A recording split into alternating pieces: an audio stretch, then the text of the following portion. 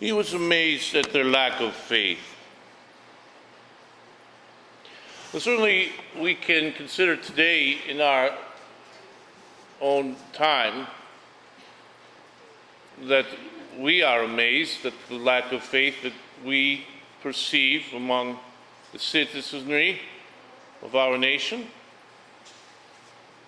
And certainly it's not the Christian nation that it once was, which, if it were, this auditorium would be without any open seats. So we do have a problem with lack of faith now in America. And it is a problem that is much more devastating than we might imagine. The average person thinks that religion is optional. It is not optional. If you treat it as optional, then you will receive the full share of justice that the wicked receive, which is not going to be pleasant. It's going to be very disturbing and perhaps even painful and sad. There is in our, I guess you could call it, our vision of reality, God has provided for us 4 horsemen: war, plague, famine, and death. Yes, these are chastisements sent by God. And we are not the first nation to receive them. The other nations have come before us. But we are a very special nation. I will put forth that. We are a nation that is in some ways an experiment, but in other ways is a fulfillment of the longing of humankind for freedom, for liberty.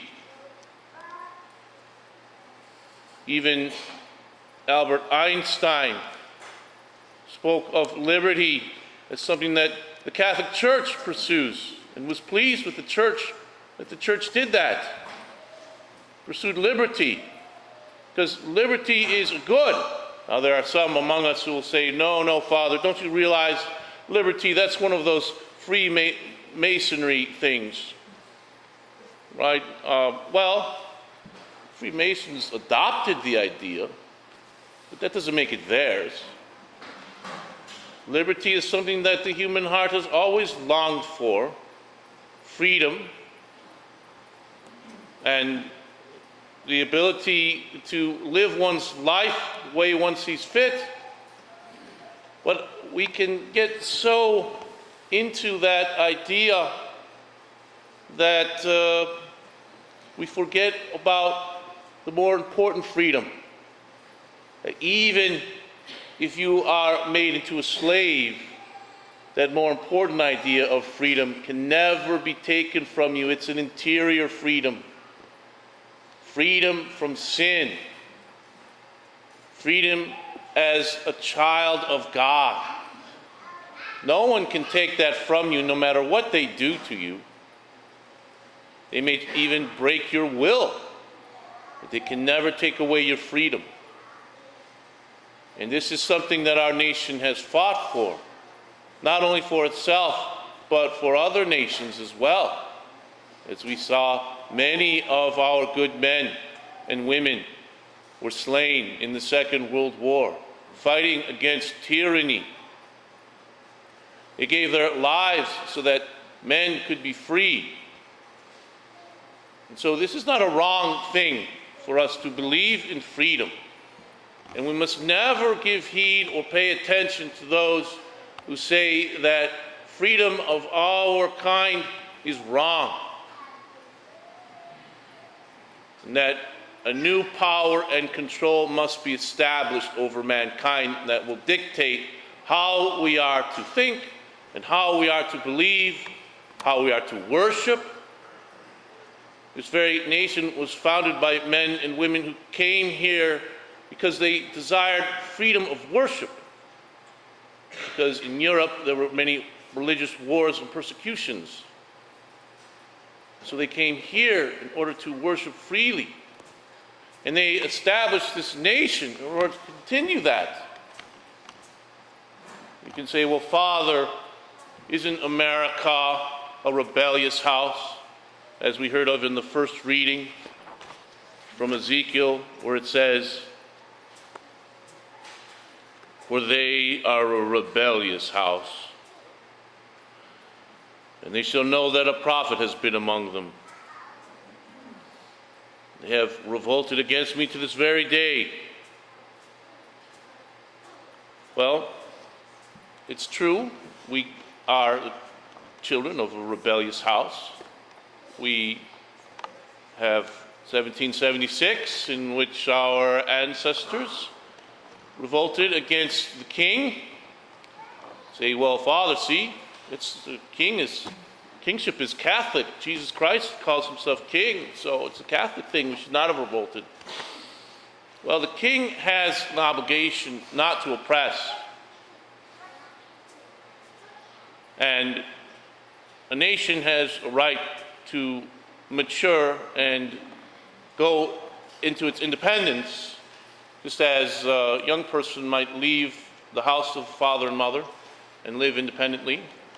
And so that's why we fought the War of Independence, so that we could not only be independent, but also assure that freedom that all peoples long for.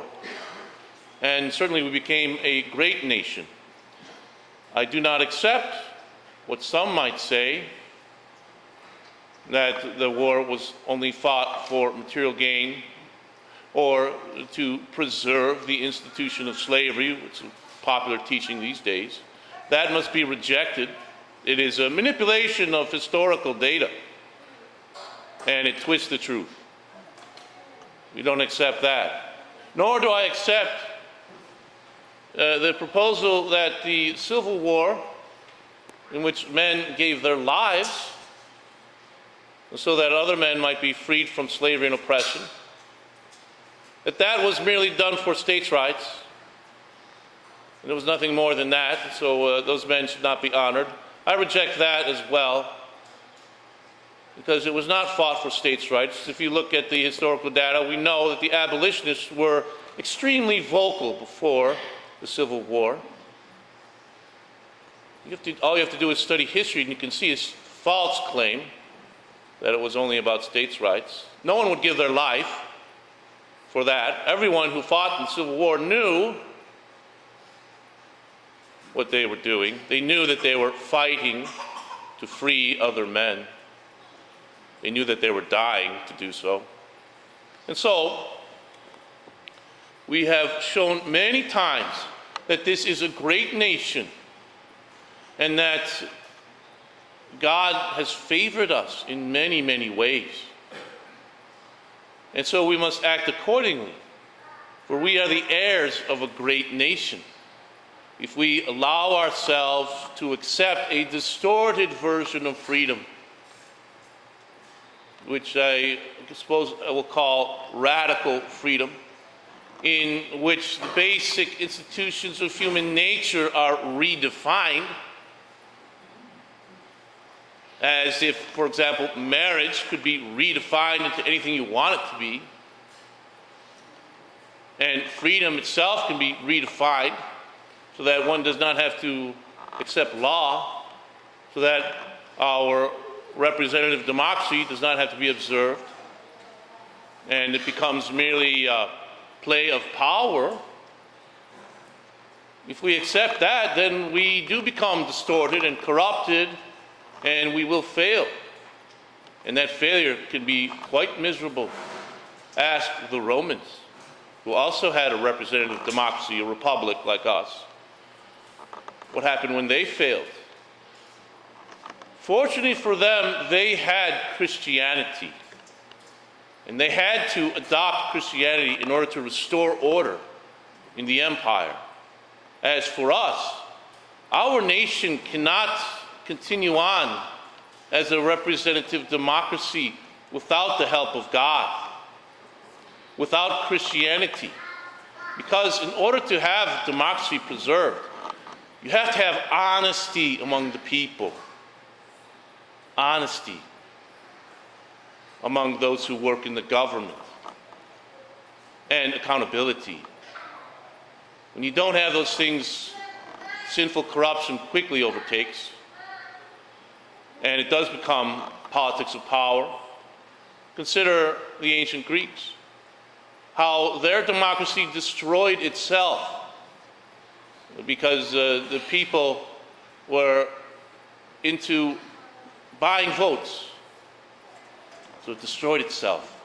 They elected people who decided that it was best to execute the generals during this war with the Spartans because the generals made a few mistakes. So we had them all executed. Greeks executed them. This was wrong.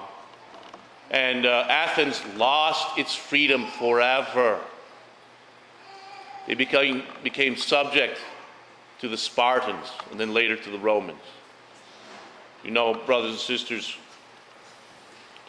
in this life, we may not realize how good we have it.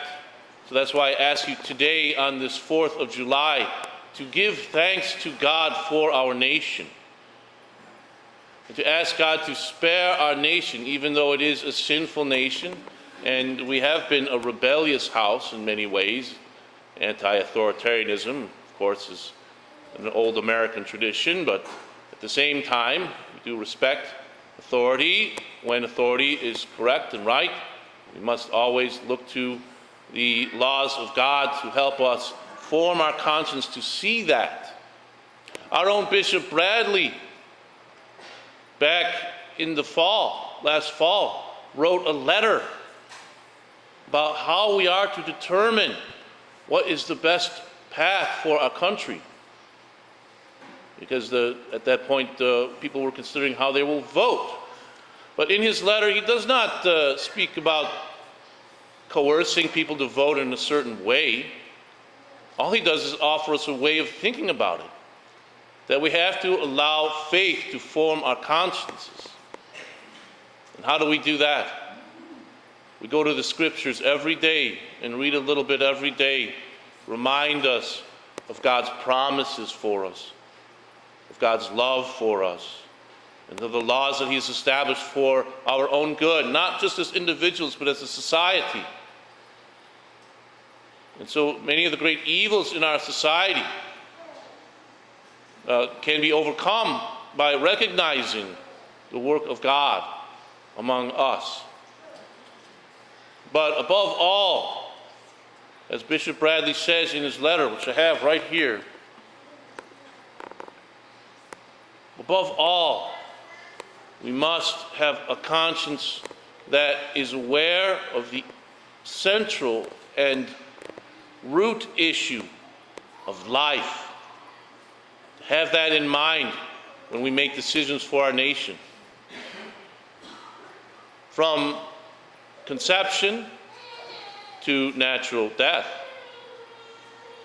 This is an extremely important issue because nations in the past have been severely punished who do not respect these issues.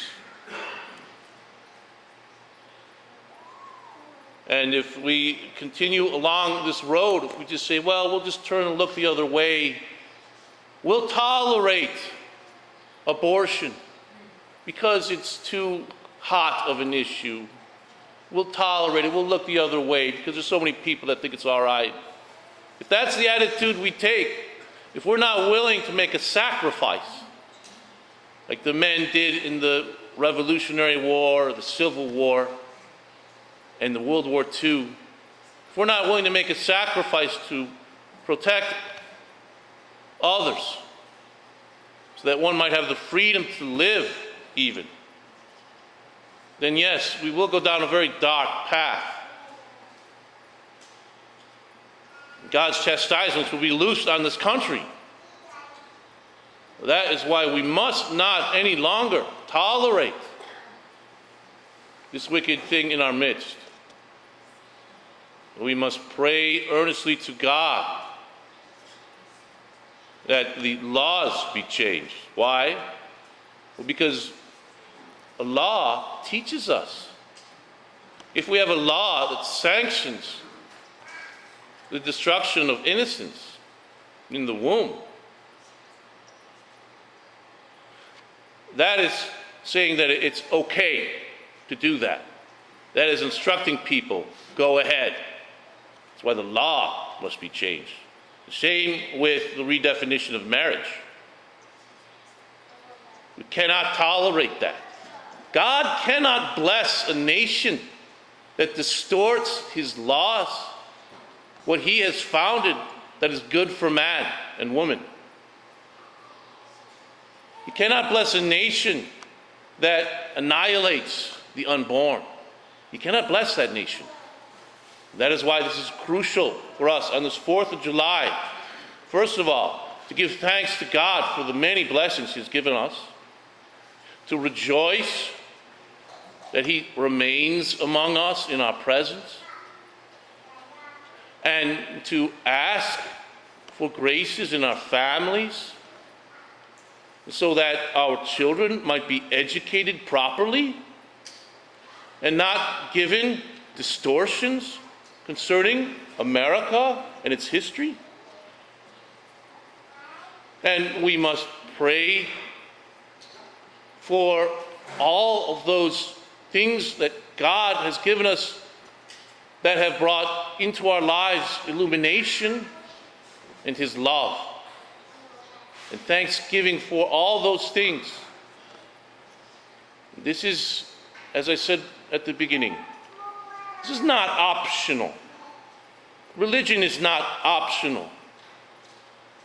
If we make it optional, we will end up in destruction. And so, brothers and sisters, I urge you, enjoy the 4th of July today, the birth of our nation, and know that God's hand has been with us all this time, through all these many difficulties of this nation, so many hardships, so many trials, so many battles within and without. God has been with us. And you and I are called, because we are Catholics, to have leadership in this nation. You may not think of yourself as a leader, but you are a moral leader of this nation. So, set your face against those who would tolerate evil and pray to God that his angels may protect our nation. In the name of the Father, and the Son, and the Holy Spirit, amen.